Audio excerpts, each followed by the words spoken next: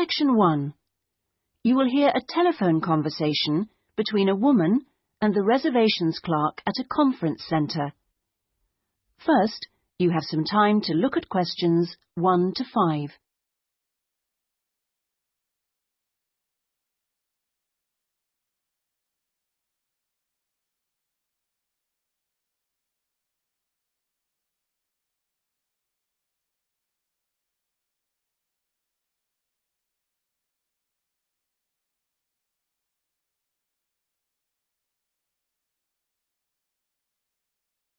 You will see that there is an example that has been done for you. On this occasion only, the conversation relating to this will be played first.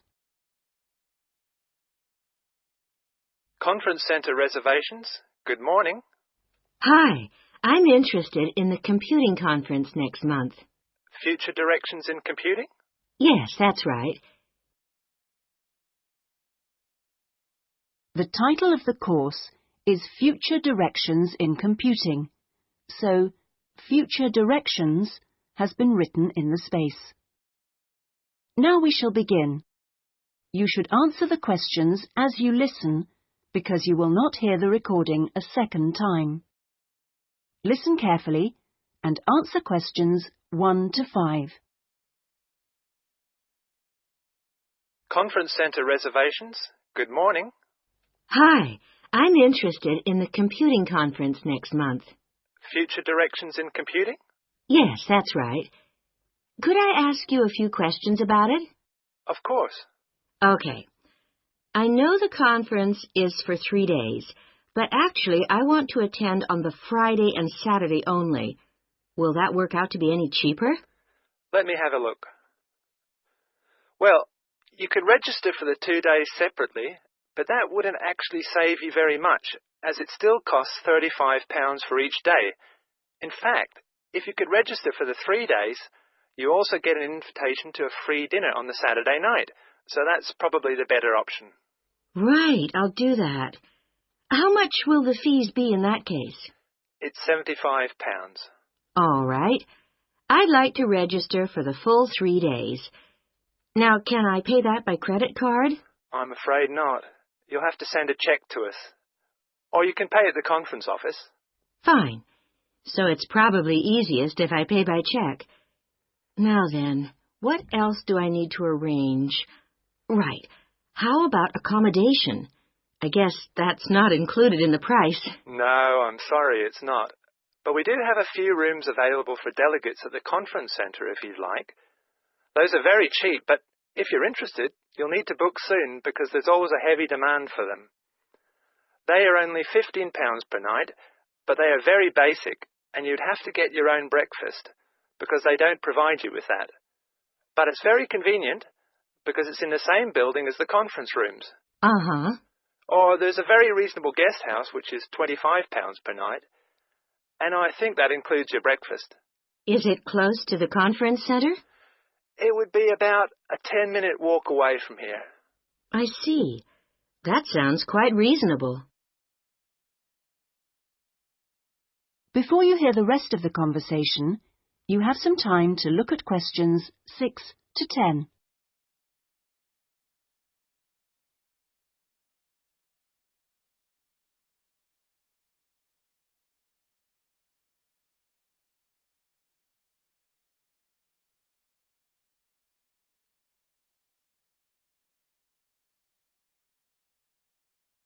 Now listen and answer questions 6 to 10. The details are all in our conference pack, which I'll send you. Great, thanks. That'll be very useful. Oh, and can you also send me an application form? Of course. I'll get that in the post to you straight away. Is there anything else? Yes, actually. Can you tell me where exactly the conference center is? Well, it's on South Park Road, and it's right at the end of the road next to the library. It's a 10-minute taxi ride from the station and will cost you £5. Otherwise, you can take the bus, which runs every half an hour from the station. That's the 21A, and it brings you straight to the conference centre. Right, got that.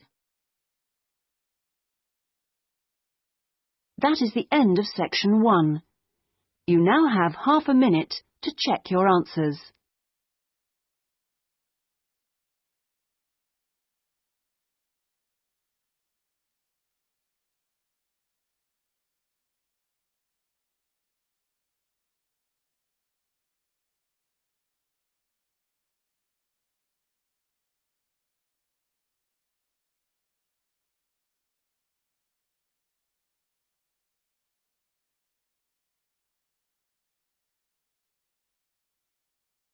Now turn to section 2.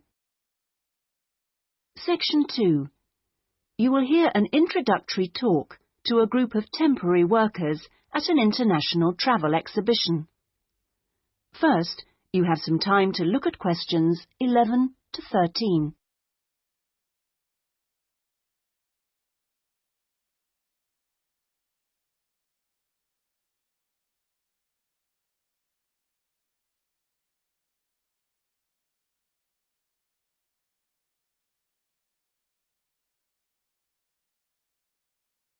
Now listen carefully and answer questions 11 to 13. Good morning and welcome everybody. I'm Jenny Stewart and I'm the staff manager here at the Exhibition Centre. We're expecting this year's International Travel Exhibition to attract over 10,000 visitors a day, ladies and gentlemen, and you are among the 200 extra staff recruited to help look after them. Now, to help things run smoothly, we have divided you into 4 teams: the blue team, the green team, the red team and the yellow team. So first, I'll explain how the teams are divided up, and then we'll be giving you colour-coded T-shirts so we can identify you more easily. First of all, those who will be looking after the phones and handling all calls regarding the exhibition, you will be on the red team.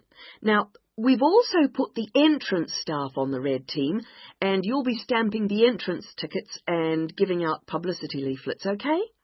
Those of you involved in distributing entrance tickets will be on the yellow team, and we've also put those of you who'll be staffing the information booths around the conference centre on the yellow team, so you'll be getting a yellow T-shirt. Now, most of the hospitality staff have been put in the blue team, so the chefs among you and the kitchen hands will all need a blue T-shirt, but because of the sheer numbers, all waiting staff will be on the yellow team, and this includes the bar staff among you. Those who will be monitoring and directing the traffic in the car parks are on the green team, so you'll need to get a green T-shirt. This year, we've also employed a considerable number of attendants to direct the human traffic around the conference centre. Now, you'll be working in the exhibition hall at all times, giving directions and generally helping people whenever you can. And you will be in the red team, so please collect a red T-shirt. Before you hear the rest of the talk, you have some time to look at questions 14 to 20.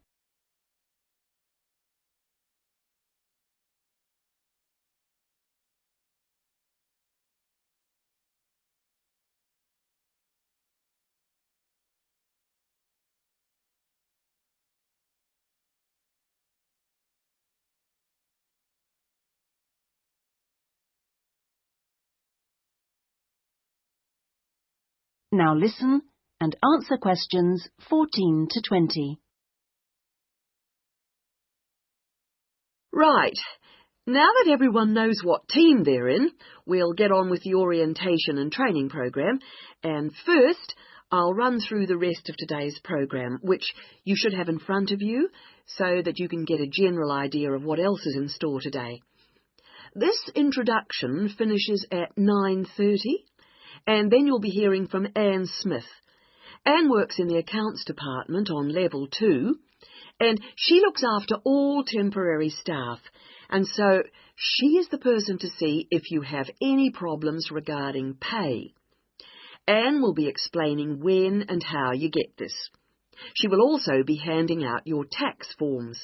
And I will just stress that all tax forms must be completed and returned to Anne before your pay can be processed. Following Anne's talk, you'll hear from Peter Chen, our conference manager, and he will be going over a plan of the conference centre with you, which will help you to orient yourselves. He will also go through the security arrangements with you and show you the fire exits. Then, at 10:30, there will be a coffee break in the staff canteen, which is located down on the ground floor. Now, after the break, we'll be moving to a different location for a video presentation, so instead of coming back here, we'd like you all to go to Lecture Room 311. You'll find it on this same level, just down the hall, and there you will be shown a video about important safety issues in the workplace called Safety at Work. We'll finish off the morning with lunch, which should give everyone a chance to meet and get to know each other, and we'll be serving you a buffet lunch in the main hall, which is on the first floor from 12 o'clock. After lunch, you'll be divided up into your teams to meet your team leaders, and we're hoping to be all finished by 3, so I won't delay you any longer, and I'll hand over. That is the end of section 2. You now have half a minute to check your answers.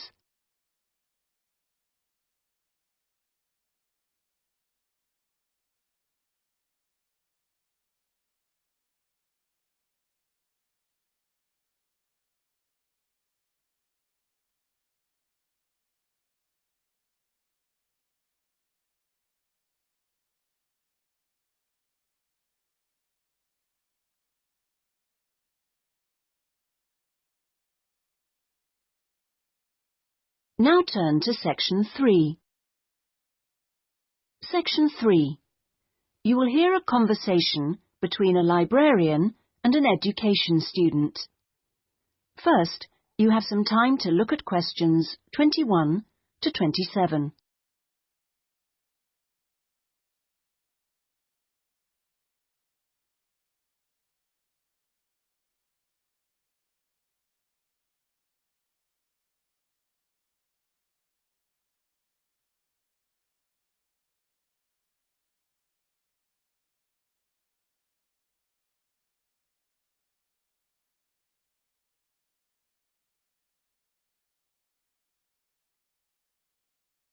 Now listen carefully and answer questions 21 to 27. Good afternoon. Can I help you? Good afternoon. Yes, I've just transferred to the School of Education, and I'd like information about joining the library. Well, the School of Education has libraries on 2 sites, as I'm sure you know. This one here is the Fordham site, and the other is on Castle Road. And is there any difference between the 2 libraries? Not in terms of their facilities. Access to online databases and the internet is available at both sites, and each site has a range of reference materials on education. Oh, yes, I see. But the Castle Road site has books on the sociology of education and a collection of textbooks and teaching resources covering most of the subjects taught in secondary schools. Ah, right. But I'm training to be a primary teacher, so I need to look at materials for the 5 to 11 age group. Then you've come to the right place.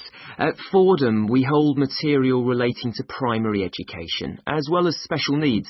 But, of course, you'll need to familiarise yourself with both sites to make the most of our resources. You haven't mentioned periodicals. Are they held at both sites? Current issues, yes, but if you want to look at back issues, you'll need to use the CD-ROM databases, which are held here at Fordham. I see. Now, about borrowing books, I'm living out of town, so I'm hoping I can borrow quite a few items and cut down on the number of trips I have to make. Right, well, members can borrow 2 books at a time from each site. Only 2 books? Only 2 from each site, but that's 4 altogether. Oh, I see. And how long can I hang on to them for? The borrowing period is 1 month, but of course books can be renewed. You can renew any item a maximum of 3 times. Do I have to come to the library to do that? No, you can do it by telephone or email, but you can't renew overdue books this way, only before or on the due date stamped in the book. We'll need your full name, your borrower number, and the name of the site library you borrowed the items from. So, theoretically, I can borrow books for up to 3 months. Is that what you're saying? Yes, provided they're not recalled. So, what happens then? Well, sometimes an item is requested by another borrower, in which case we'd send you a letter, and you'd have to return the book within 7 working days. Don't forget, we're closed on Sundays. Okay. Before you hear the rest of the conversation, you have some time to look at questions 28 to 30.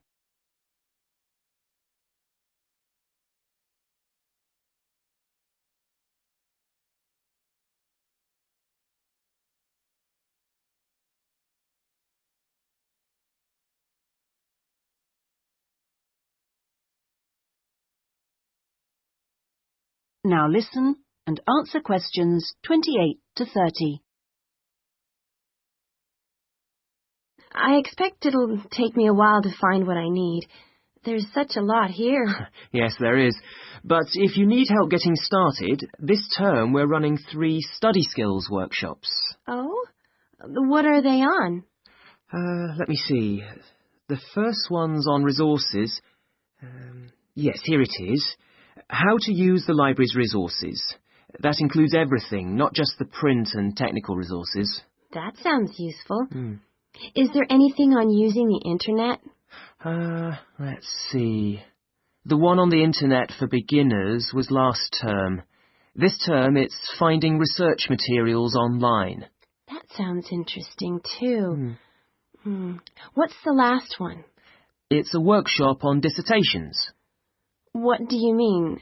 How to write one? No, it's more to do with academic writing conventions. You know, writing a bibliography and how to refer to sources in your text, that sort of thing.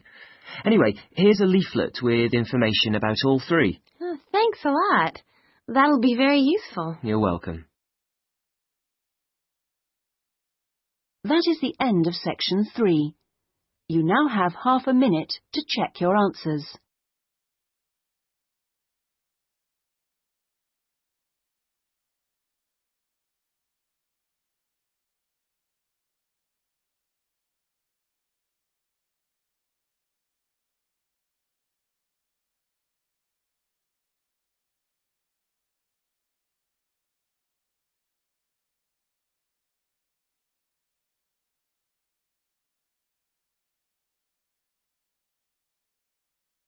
Now turn to section 4.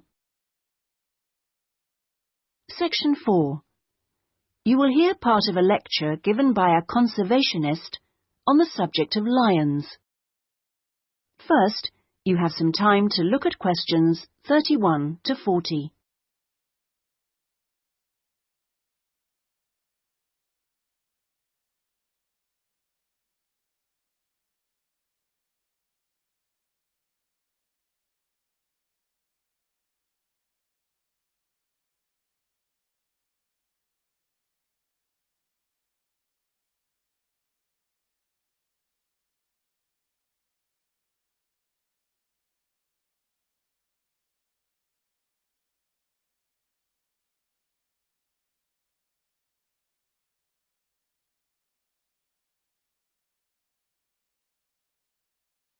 Now listen carefully and answer questions 31 to 40. Well, most people think that lions only come from Africa. And you would be forgiven for thinking this because, in fact, most lions do come from Africa. But this hasn't always been the case. If we go back 10,000 years, we would find that there were lions roaming vast sections of the globe. But now, unfortunately, only very small sections of the lion's former habitat remain. My particular interest is Asiatic lions, which are a subspecies of African lions. It's almost 100,000 years since the Asiatic lion split off and developed as a subspecies. At one time, the Asiatic lion was living as far west as Greece and they were found from there in a band that spread east through various countries of the Middle East all the way to India. In museums, you can now see Greek coins that have clear images of the Asiatic lion on them. Most of them are dated at around 500 BC. However, Europe saw its last Asiatic lion roaming free 2,000 years ago. Over the next 1900 years, the numbers of Asiatic lions in the other areas declined steadily. But it was only in the 19th century that they disappeared from everywhere but India. So, how can you tell an Asiatic lion from an African lion, with which you're probably more familiar? Well, in general, Asiatic lions are not as big as African lions. The colour is more or less the same, but the appearance of the mane is different.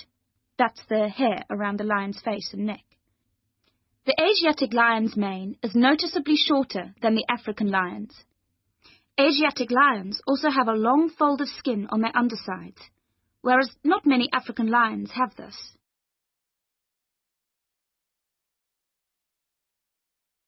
Well, I'd like to talk to you now about the Gir Sanctuary in India. That's where I've just come back from. The sanctuary was established specifically to protect the Asiatic lion. It's 1,450 square kilometers in area, and most of it is forest. There are now around 300 Asiatic lions in India, and almost all of them are in this sanctuary. But despite living in a sanctuary, which makes them safe from hunters, they still face a number of problems that threaten their survival. One of these is the ever-present danger of disease. This is what killed more than a third of Africa's Serengeti lions in 1994, and people are fearful that something similar could happen in the Gir Sanctuary and kill off many of the Asiatic lions there. India's lions are particularly vulnerable because they have a limited gene pool. The reason for this is interesting. It's because all of them are descended from a few dozen lions that were saved by a prince who took a particular interest in them. He was very wealthy, and he managed to protect them. Otherwise, they'd probably have died out completely. When you see the Asiatic lion in India, what you sense is enormous vitality. They're very impressive beasts, and you would never guess that they had this vulnerability when you look at them. The Asiatic lions don't have the Gir Sanctuary to themselves, I should add. They actually share it with about 2,000 farmers. A significant proportion of the lion's diet is made up of the livestock of these farmers, goats, chickens, and so on, as much as a third, in fact. And they've even been known to attack humans, especially in times of drought. One final piece of interesting information. In ancient India, one of the greatest tests of leadership for a man was to fight a lion. Now, it seems, in modern India, it will be a great test to see if the lion can be saved. I'm sure this is something that all of you will share concern for too. That is the end of section 4. You now have half a minute to check your answers.